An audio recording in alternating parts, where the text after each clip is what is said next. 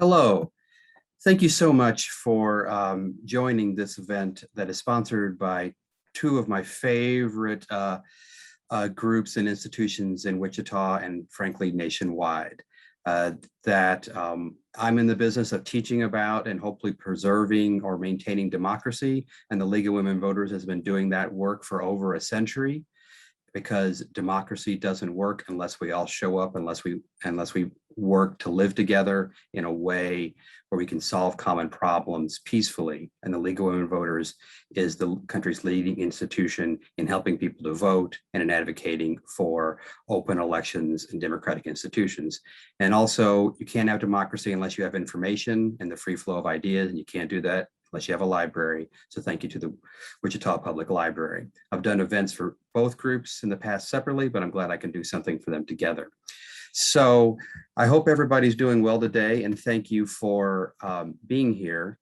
And now's the time whenever the speaker often says, I wish we could be together in person.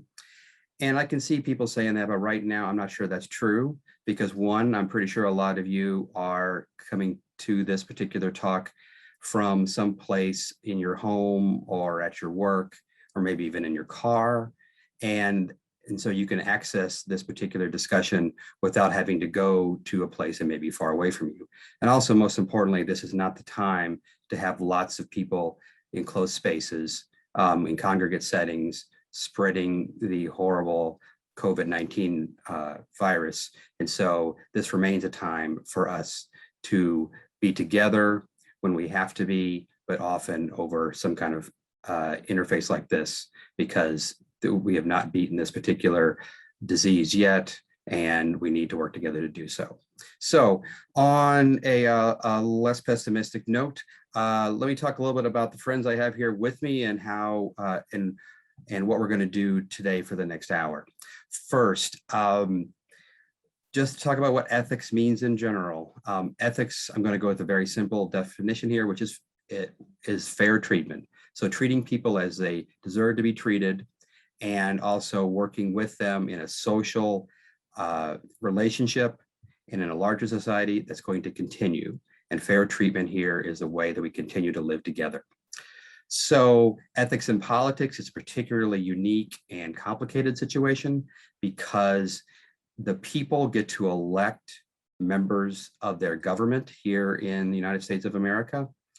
And that means that imposing standards of ethical behavior and also penalties upon elected officials has particular and often negative consequences for democracy, because while I am hired by Wichita State University, a particular institution and I have a chain of report that goes all the way up to President Muma.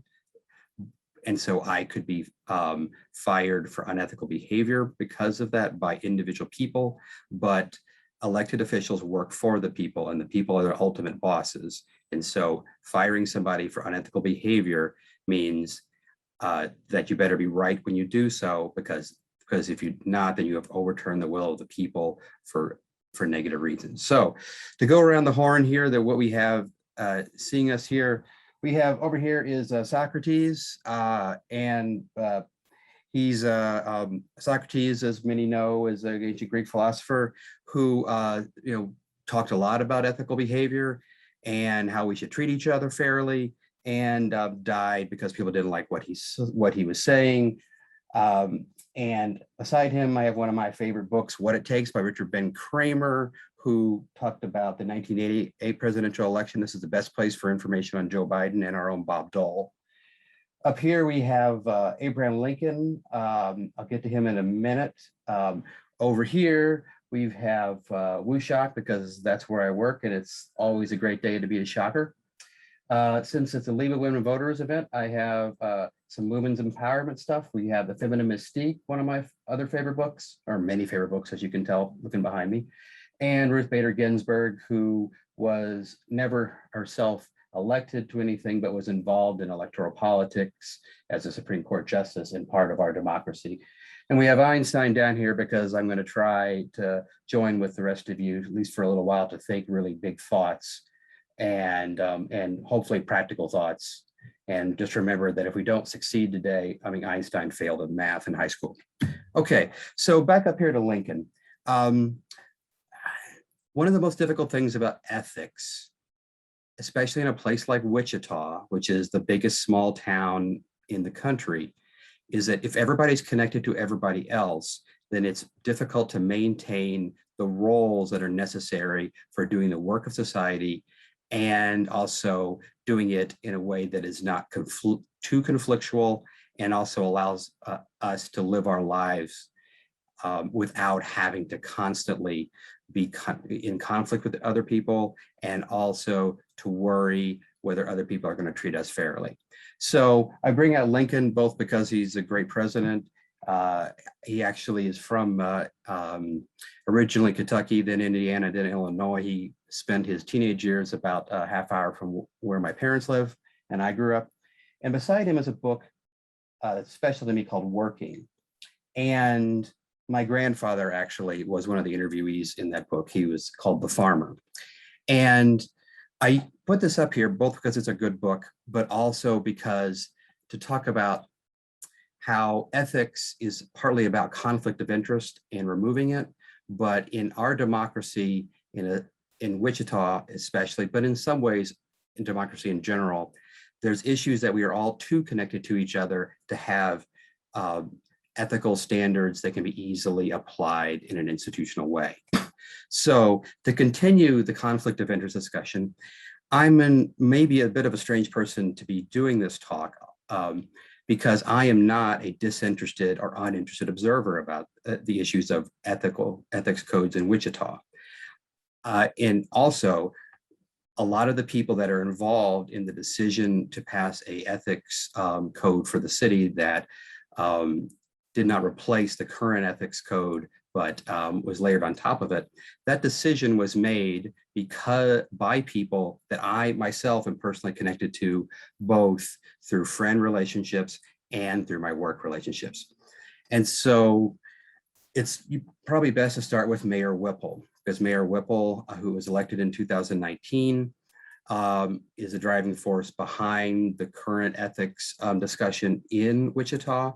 And his election in 2019 was only possible because of questions about the incumbent mayor, Jeff Longwell's ethics. And I'll get to those particular questions in a little bit. But Mayor Whipple is not only my mayor, because I live in Wichita, also he is an employee of mine because he teaches a class every year for Wichita State University. He actually taught his class yesterday afternoon. And he has been teaching for us since he was in the state legislature, and then continued while he's mayor. Also, I directed an intern program here at Wichita State University that places students and supports them in internships in Topeka for the state government in Washington, D.C. Mayor Whipple has, in the legislature, was the supervisor and for many of our interns who were interns for him over the years. And he remains someone that helps to connect our students to internship opportunities in Topeka and in Wichita, just like lots of other elected officials that I am lucky to have connection to. Also, there's somebody on this call right here that and that's watching right now that I am connected to in this part of my job as somebody that works in politics and education here in Wichita, Kansas. Chris Rogers, who is the wife of Lynn Rogers, our state treasurer, formerly our lieutenant governor. She and I know each other. She has been helpful for many of my students to get internships. And her husband, Lynn Rogers, is currently running for treasurer, and he is a fundraising aide, and also someone who's done communication for him, is a former intern in Topeka through our program, and remains for me a friend and a contact about state politics. And so when you're talking about ethics and politics, it's really not possible to remove the idea of conflict of interest from our discussion. Now, I want to talk a little bit about the ordinance that the city passed.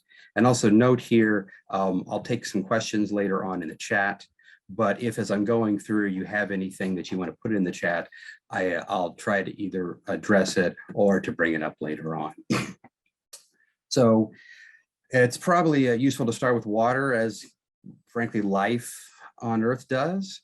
And in Wichita, water is an extremely important thing for us to think about. The importance of a water infrastructure has been brought home to us in really difficult ways, both in the last few weeks and in the last few years. I bet that some of you that are watching had to experience a boil water order a couple of weeks ago. Here at WSU on campus, we shut down during the day to just remove water usage so the city could work as fast as possible to fix the water main break and to get the water plant functioning again and test it again so that we could all use it in the way that we need to live our lives. That particular water plant is extremely old. It is near failure, all documented by fabulous award-winning reporting by Chance Swaim at the Wichita Eagle, former editor and writer for the Sunflower, our student newspaper, that those particular articles were a major effect upon the mayor's race. We have nonpartisan mayor elections here in Wichita, like many cities, in fact, really most cities in this country. And there were several candidates. Mayor Longwell was running for re-election, and there were already questions about conflict of interest between the city council and the mayor with the way that the ballpark down on the river was built and the deals that were made to make that possible, including some arrangements that benefited the builders, well, not the builder of the ballpark, but of the owner of the now Wind Surge that also has a retail business developments near the park. And that particular story was likely not going to prevent Mayor Longwell from being reelected, but it might have affected well, it actually might have prevented him from being reelected, but it wouldn't necessarily have meant that Brandon Whipple, who was then a state rep, would become the mayor. But Whipple barely made it into the runoff, beating another candidate to get into the second spot. And then the water plant story came public, and then Whipple rode that and a bunch of other dynamics in larger politics to the mayor's seat. So that's a background that is necessary to understand the issues with ethics and politics and also public infrastructure. And if you want to think about and read about issues particularly involving water infrastructure, there's a lot of good books about the Flint water crisis that have been written recently. And the one that I recommend is actually was on the PowerPoint slides at the beginning of this event, is What the Eyes Don't See by Mona Hanna-Attisha, which was our common read book for Wichita State University this year, and I used it in my classes. And that particular book is, and just note, I have to turn my battery on and plug in because I didn't remember to do that because I was too busy thinking about how to be ethical and talk about it. So the Flint water crisis is basically the problems we've had in Wichita on steroids, and points us to the apocalypse that could come for us if we get it wrong when we have public policy that is driven not by the needs of the public, but also by the interests of individual people who are in politics and government. And the Flint story is hideous and awful and involves not only bad decisions that led to poisoning of children, and it all through lead in their drinking water, but also many people involved covered up the story and then caused more people to be poisoned, and a lot of those people are in jail. In Wichita, we are not at that situation, although it is worrisome that lead levels in water across the state of Kansas, including here, are higher than they need to be. So, but the question then becomes, so if you find that a politician or elected official of any type has acted unethically, the question then becomes, well, what's the consequences for that? And how can those consequences both be appropriate for the action that was taken in an unethical manner in the past? And also, how can they be as substantive enough to prevent future unethical behavior by elected officials, or at least to mitigate the incentives for them to behave unethically? And also, just on a side note, as kind of a larger question, a lot of people believe that politicians are all unethical, they are all self-interested, and they're only involved in politics to make money or to make money for their friends. And I think that isn't a fair description. And actually, political science research has found that politicians actually do try to live up to their campaign promises. They try to do what they said they were going to do. And whenever they don't accomplish that, it is usually because they don't have the resources to do that. They can't build a coalition for their campaign promises, or they overpromise because either they made a bad gamble and oversold, or, and I think this is the most important one, citizens are unwilling to elect politicians who are realistic about the challenges before us and what it's going to take to deal with them. So, so the question is, what are the consequences? And so, for that, elections have consequences, which is something that politicians often say. Occasionally, they say that in public to each other in ways that are nasty and not helpful. But that was the consequence in the mayor's race. Mayor Longwell did something that many citizens thought was unethical. It became public because transparency is the best way to motivate and deal with ethical behavior or unethical behavior. And that Mayor Longwell is no longer the mayor and someone else is the mayor.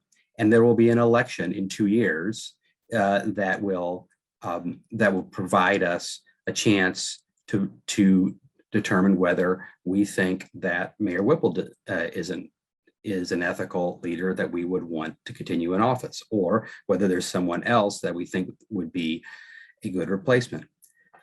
Excuse me, sorry, I have a sore throat today. But so when we're taking a look at elections, and one more note, I'd be remiss if on a League of Women Voters event I wouldn't say, please get out and vote, exercise your right to vote. That it's one of those things that you can keep doing it in the future by doing it now. And local elections have very low turnout compared to national elections. We have basically a 4-year rotating election cycle here in Wichita, Kansas, and we're in the low part of it because we have no president elections, no congressional elections, no statewide elections, and not even a mayor election. We just have in the city of Wichita, city council races and library board races. But these are tremendously important elections, and the city council of Wichita has made dozens of important decisions that massively affect our lives, all just in the last few months. So the question is, how do we keep politicians and elected officials and people that serve in governmental positions, how do we keep them accountable for their behavior so that they can behave ethically and do a good job in their office?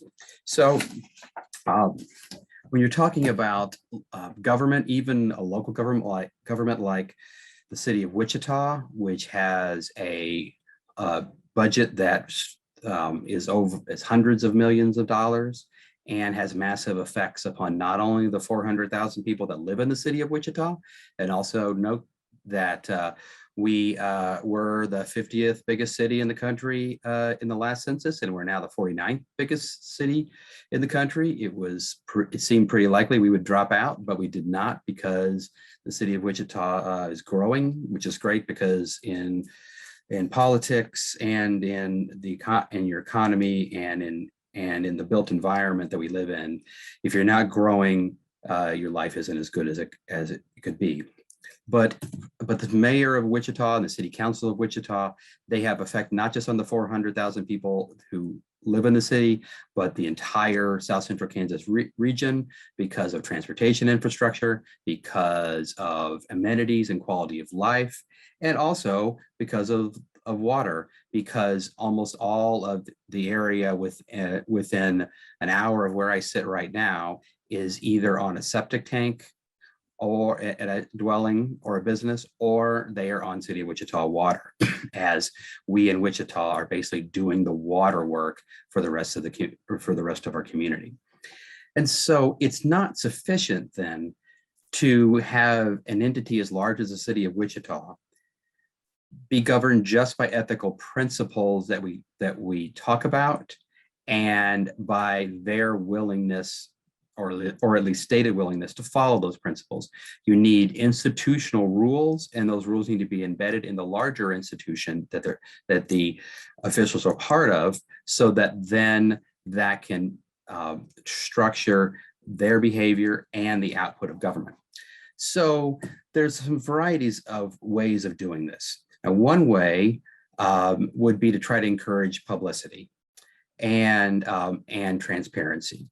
And that is often part of ethics codes, although note, there is always a kind of push-pull relationship between transparency on one side, and also being fair to people about information that they might want to be kept private, and to be discreet for them whenever that there is a need to keep family details, personal details, health details private. The city of Wichita has, I think, probably the most kind of codified and bureaucratized way of handling ethics codes or ethics promotion. And I'm going to talk about that first, and then kind of move up to larger kinds of mechanisms that are not just involving a certain bureaucratic process, but more about the entire democratic system. So ethics ordinances or ethics codes or policies are pretty common to pretty much all of us that work in an environment where we work with other people. And the city has human resources rules for all their workers, and they have long had an ethics. I don't know if you would want to dignify it by saying it's a code. They have a set of ethics goals that until recently had absolutely no teeth or enforcement mechanism. They did, and it also outlined several of the kind of relationships that should cause city officials to be careful about their actions, and also to not do or give anything of value as part of their office for people they had business relationships with, or work relationships with in other situations. And also the most important word in that particular ordinance or past city action is friends. And the city council and the mayor locked up over trying to either keep friends in the new ordinance, or to take it out, or to define it in some way that didn't exclude lots of people from action in politics and government. And to show you how difficult that is, so right now we have two very competitive city council races that are up on the ballot a week from today. And there are actually 3 races on the ballot, but Vice Mayor Brandon Johnson is in a totally safe seat that I both live in and I'm sitting in on campus right now. Councilman Johnson's seat is heavily Democratic. The other 2 are not Democratic for the presidential level or local elections. And Johnson himself is a Democrat and part of the state Democratic Party. And his reelection is certain. The other 2 seats are, though, very much more interesting. That Councilwoman Cindy Claycomb is an incumbent, along with Jared Cerullo, who is an appointed incumbent, and the 2 of them are in seats that have both of them went. Voters in them voted the majority for President Biden in the last presidential election, and there's very active campaigns in both districts. And if Claycomb and Cerullo are beaten by their challengers, Maggie Ballard and Jason, I believe, Hoheisel. I know his brother, we had an intern with him, Nick Hoheisel, is in the legislature.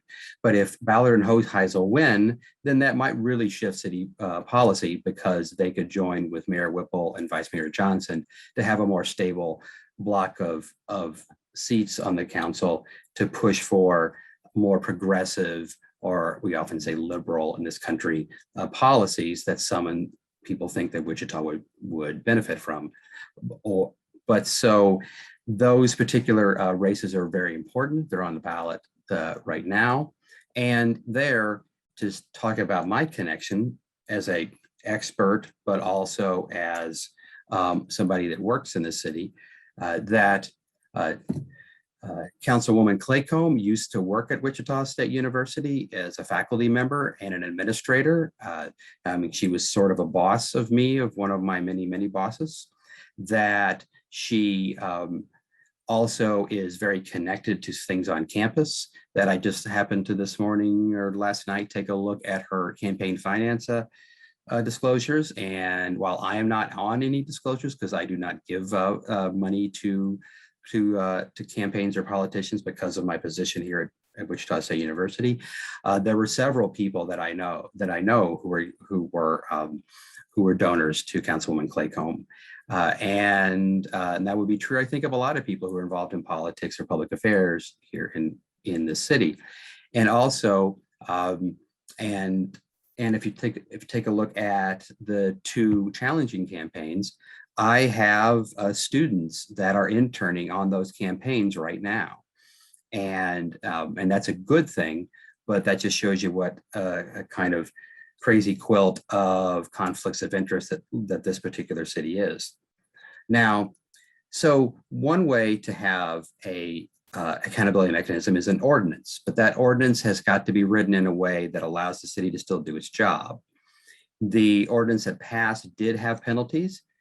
They are not massive penalties in terms of monetary penalties. They cap out at $1,000, but they do require a process for the accused official. There's an ethics board that is where there are members that are being appointed by the city council and the mayor.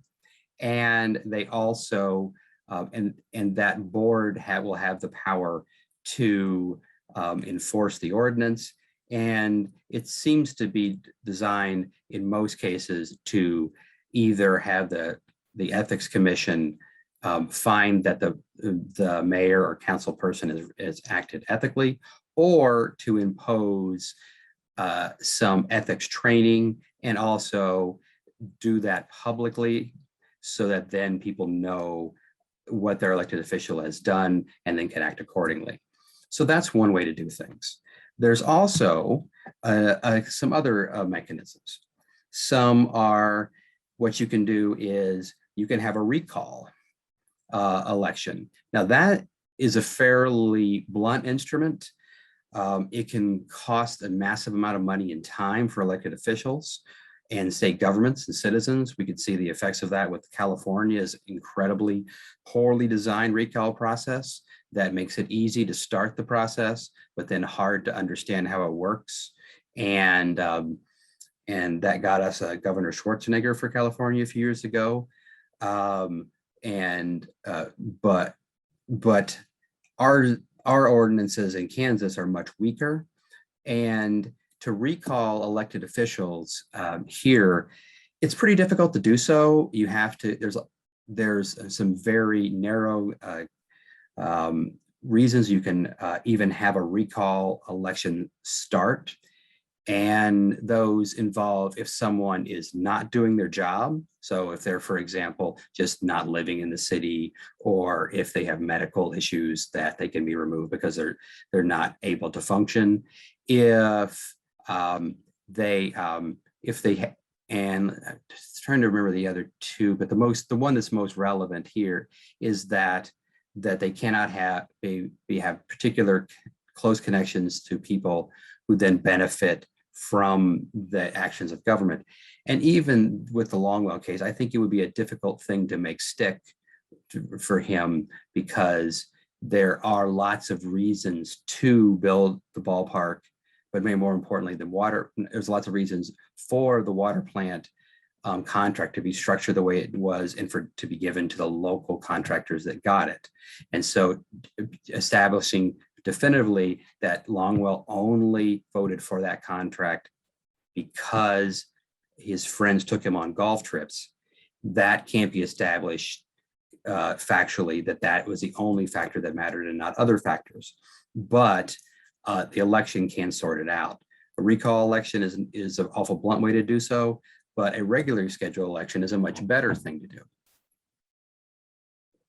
And in this case, that election happened to occur pretty quickly after the reporting was done on the water plant. And so it was a fairly quick and effective mechanism. Now, nonpartisan elections have their benefits and their drawbacks.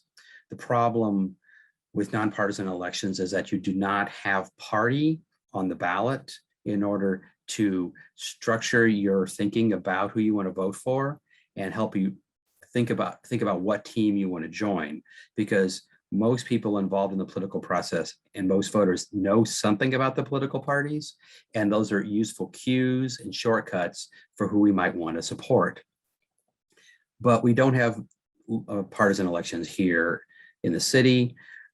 There's a thought that we should try to remove partisanship from city elections and thus city government, and try to make it so that politicians and elected officials are not doing things to purely benefit or mostly benefit their party, but they're trying to instead benefit their community and their citizens. Now, I myself, like a lot of political scientists, lean to party elections or partisan elections as accountability mechanisms, because the nice thing about having a political party in electing or putting forth candidates for office is that there's a party that voters can hold accountable for the actions of their members. And also parties are networks and teams of people that then hold each other accountable. So a good example of this would be President Nixon, who did a list of horrible, awful, unethical things that is just mind-bogglingly long, and was designed to basically make it so that the 1972 election could not go to any candidate except for him. And he was removed from office through our impeachment process that works in our federal constitution. And that process, for good reason, makes it really hard to remove a president through impeachment. And at the time in 1974, President Nixon thought until near the very end that he would have to, or that he could remain in office. And the people that actually pushed him out finally were other Republicans, with a lead person on this being Barry Goldwater, the former presidential candidate, who drove up to the White House and told President Nixon, look, you've lost almost all your party. You've lost even me and other conservatives. So now is the time to go. And so that is an example of partisan elections creating accountability, because the Republicans knew that if they didn't get rid of President Nixon, then they were almost all going to lose re-election. Instead, just a lot of them lost re-election in 1974. But so now to kind of spin back around to this. So we don't have partisan elections for city elections. We do actually have them for county elections. And for county elections, at least for statewide, countywide elected officials like the county clerk or the county auditor, those are elected on party tickets. Now, it doesn't mean that you have to be a member of the Democratic or Republican or any other party to be a candidate.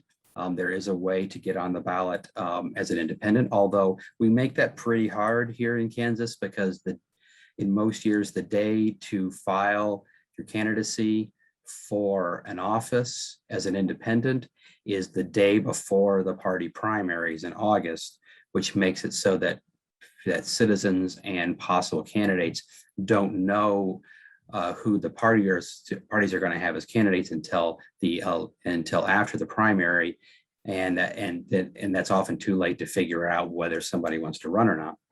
But partisan elections are also our accountability mechanism, or one of them, for the county commission, which is the most powerful elected body here in South Central Kansas, because they control the entire county environment, and in particular, they are the county health board and maintain much of the county infrastructure.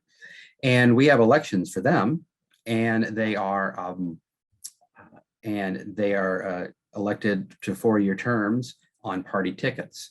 And also want to make one note about politicians and how they sometimes are seekers of resources for themselves, in particular, the ability to have health insurance and to have a paycheck that allows them to support themselves and their families. Here in Wichita, in the state of Kansas, we have a very inconsistent and diverse group of levels of pay for elected officials.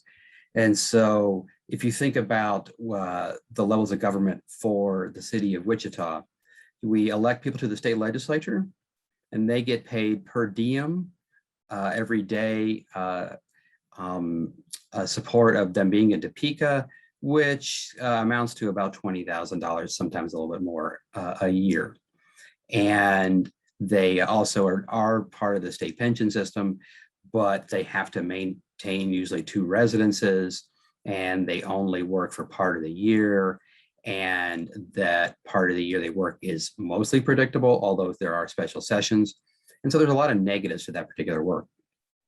Now, if you're a state legislator and you're thinking that you want to see your family every night, and also that you want to make a better salary, you could run for the city council.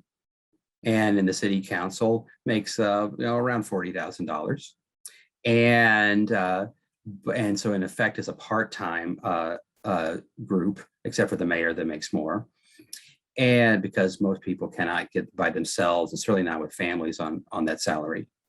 Or you can run for the county commission, which has pay over $90,000, with some also pay for other work that they do, and has some quite substantial budgets for each individual commission member for their development activities and travel.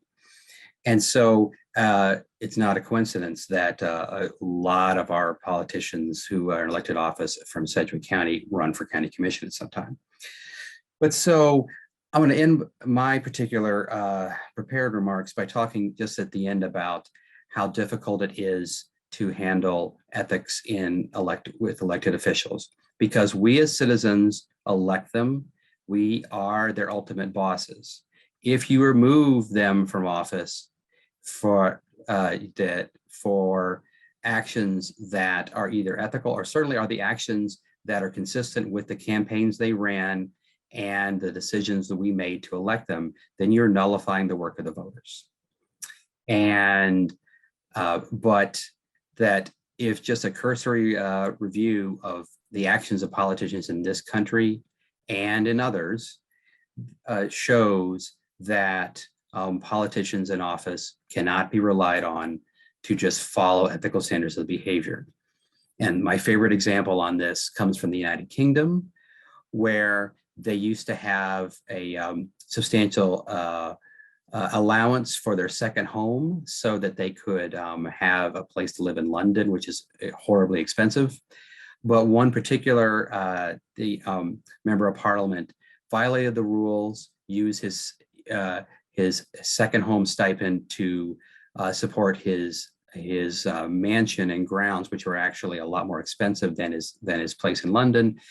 And he lived in a castle with a moat, and he used public dollars to clean his moat. So if we want to stop that from happening, it's helpful to have not just transparency in elections, but it's also helpful to have institutions that are embedded or ethics codes or ethics policies embedded within institutions so that we can try to keep that kind of thing from happening the next time. So that's that. Now it's time to move on to questions. And I want to say thank you for the time so far. And I'm going to look in the chat and see what we have.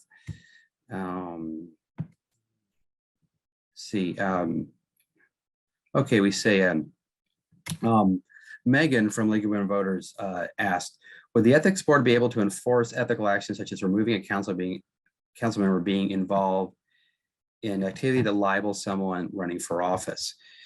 Now, that's a really interesting and important question. That we've seen the issues involving campaigns and libel and slander in recent years here in Wichita. I think probably what Megan's referring to is the actions of three elected politicians, Michael O'Donnell, County Commissioner, Michael Capps, then State Representative, and James Clendenin, City Council member, where they conspired, and this is all public record, and the Wichita Eagle and other places, that they conspired first to accuse Mayor Whipple of things that he did not do while he was state representative as a way to stop him from winning election as the mayor.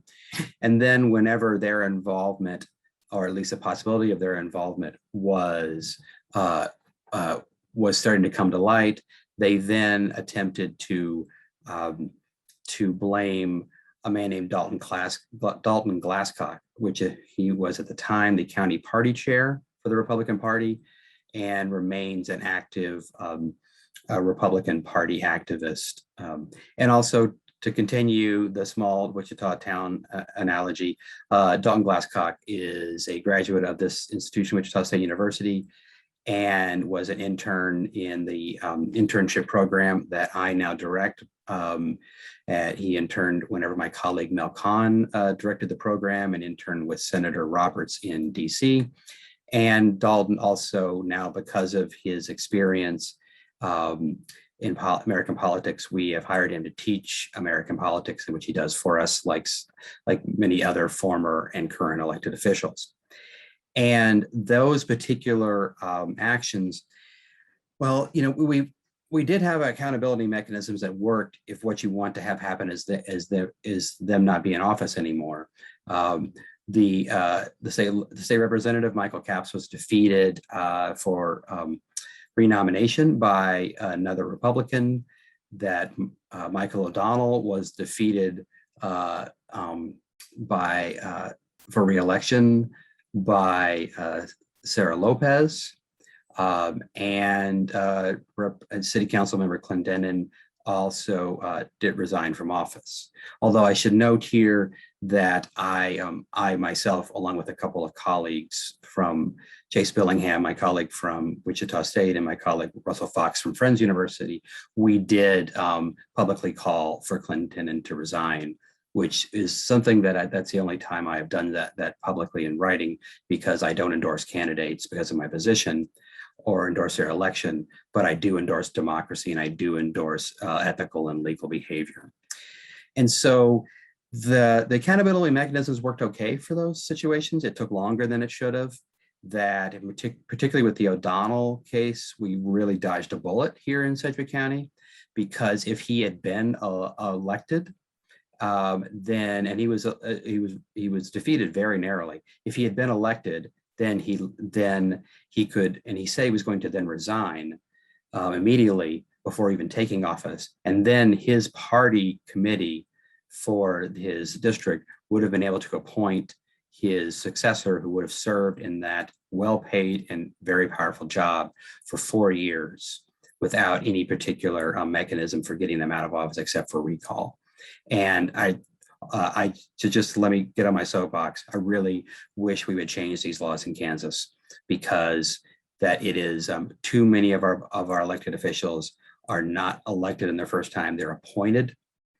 And those appointments are often done by very, very small groups of the party activists that decide to sign up to be precinct committee people. And also, if you are interested in being a precinct committee person ever, please go to the Sedgwick County Election Office and sign up, because they really need people to make democracy go. But we pick people for very important positions in meetings of tiny groups of activist folks. And once a politician is in office, they get a chance to connect to voters and then have an advantage later. And in the days whenever we had to have special elections, because if somebody died during the legislative session, there was no way to run an election back in Garden City, because you had to, move things and people by wagons, and we couldn't do that quickly. Places across the country do special elections and do them pretty quickly, and we can do that. So now on the county level, so would the current ethics code have prevented the Whipple and Glasscock smears? Maybe, although those particular enterprises of lack of ethics and crime, the people involved in them knew that they were facing the possibility of much more serious consequences than $1,000 fine, ethics training with the council, or possibly even recall from office. That the question is, do we need a stronger code of ethics at the county level? I would lean on the side of the current system. Seems like a pretty good compromise, that anything that says you can't do any business with your friends is quite difficult here in the city. That I think disclosure requirements are the best way forward. And also, if we have an ethics policy that is a lot stronger, then you could empower politicians to do unethical and undemocratic behavior themselves. So the current ethics board is being appointed by city council members and the mayor themselves. That is a one way to do it. You could argue that there should be an ethics board that is appointed by somebody else, but the question is, who might that be? Other elected officials in the state level or the county level, that wouldn't make a lot of sense. You could have it be appointed by judges, but they would likely not want to do that because they are themselves in office and might deal with the people who are behaving unethically in their particular work as judges. The ways that some states do things is to have, at least for one issue that's relevant here, like either for drawing district lines for legislative elections or for removing people from judicial office, is they use retired judges. And sometimes that can be a helpful thing to do. But I think our code probably is the best that the group of people on the city council and this community can get to at this particular time. And because what we don't want is to have a situation where we have a strong ethics code that then is enforced by either the council themselves or by their appointed board. And then that is used as a weapon against people who are on the council to either keep them from serving their constituents as they see fit, or to remove them from office. And so we have to be careful about going too far there. Okay, so that is one question. I think I probably answered kind of three of them all together. Let's see. What is a typical code of ethics for local governments contained as Wichita's new code city council come up to standards for codes of ethics? This is an area that's really on the edge of what I study. My core areas of research and of public communication about politics are civil rights in the United States, particularly in the 1960s, and also a little bit civil rights and race relations in the United Kingdom in that period. And also I study party politics and elections and legislative redistricting. And also I do a lot of work doing events like this, and also talking in other media environments, and occasionally writing things for newspapers here and in other parts of the country. That I usually find out about another city or entity's ethics code whenever they are, whenever somebody does something awful that causes them to possibly be removed from office or affects an election.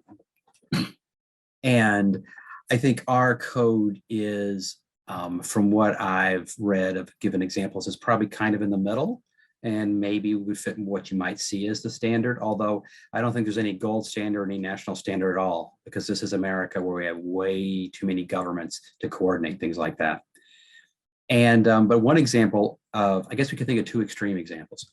One extreme example is the ethics code that we had before, which at least we had one. I suppose you could have nothing, but the one we had just said, these are our goals, and said that those goals could be converted into a public statement by the council, but then might even do more harm than good, because then somebody would be able to do something unethical and then not have any consequences.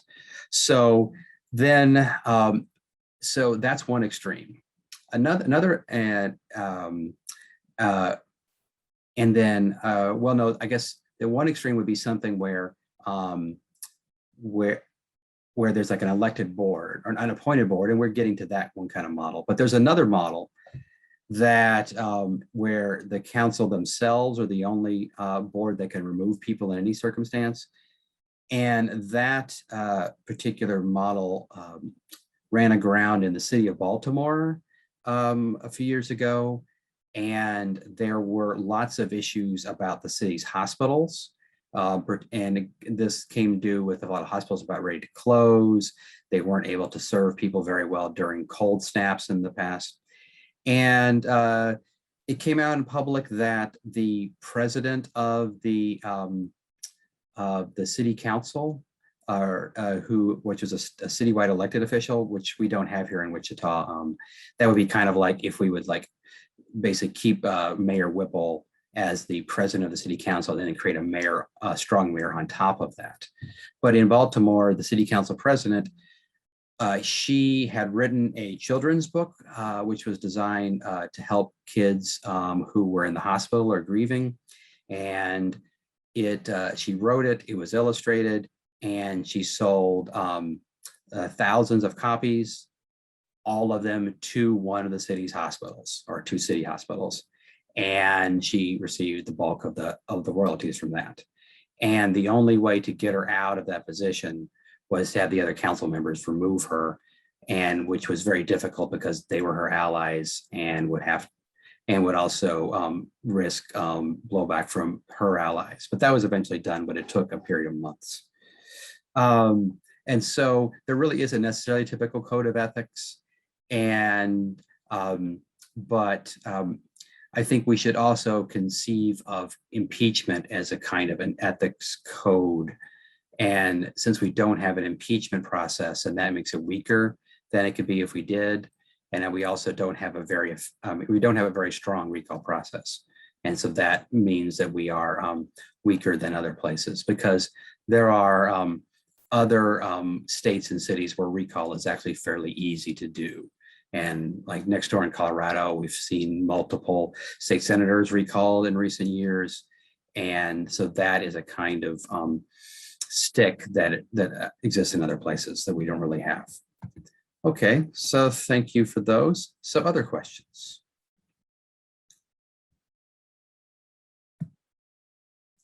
And I'll check the time. We're at 12:57. We have one new message, which I think will be our last. And does a code of ethics apply to candidates also? There's a question about social media, digital engagement to citizens. Can candidates block people, ask about their resumes, platforms, other issues on social media? Thank you, Megan, for that question. That was actually a question raised by, I believe it was Councilmember Blubaugh, about this issue. And that is, from my understanding from articles in the Wichita Eagle, that is not part of the current policy. And that in the age of social media, that is an extremely difficult thing to manage.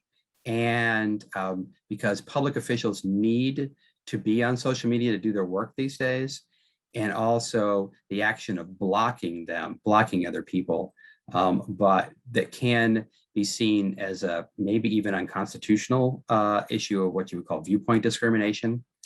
And I would, I'm not sure if any cities or governments do that, but this seems like an untenable way to go forward, because if nothing else, I'm sure elected officials who some of them might even be worse at technology and social media than I am, they might take their handy dandy computer box and be looking at things at their Twitter, and then they see that somebody said something they think is offensive or hurtful, and so they're upset about it, and then they block them, and they block someone else, or they block someone just because they were doing things on their phone and looking at their social media feed, and they got a call into their phone, and in trying to quickly answer it, they hit the wrong place on the phone, and then they block somebody.